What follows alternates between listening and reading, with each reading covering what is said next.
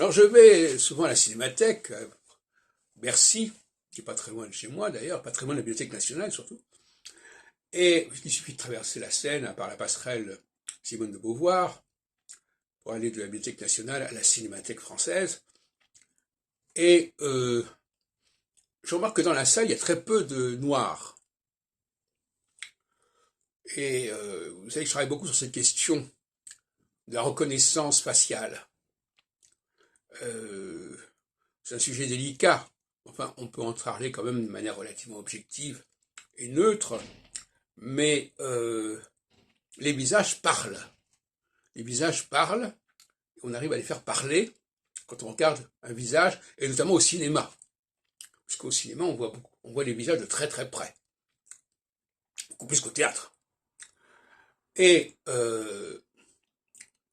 aller au cinéma, c'est justement recevoir des messages. Je ne parle pas de l'histoire.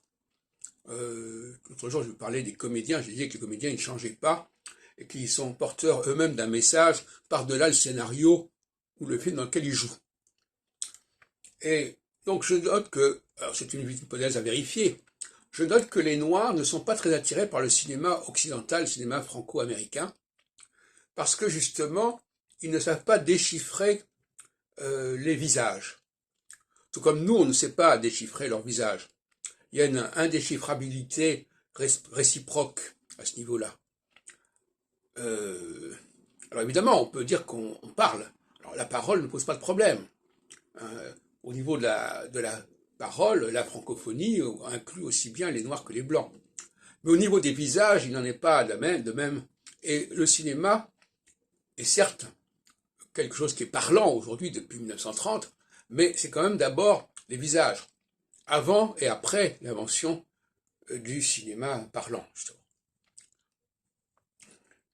Et les enfants, eux, avant même d'apprendre à parler, ils apprennent à lire les visages.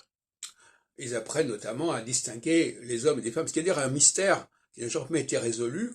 Comment sait-on, en dehors de l'anatomie, etc., comment sait-on, en regardant une femme sans voir complètement son corps, rien que par rapport à une photo, que c'est un homme ou une femme? Ça implique une certaine forme d'intuition qui n'a jamais été clairement explicitée.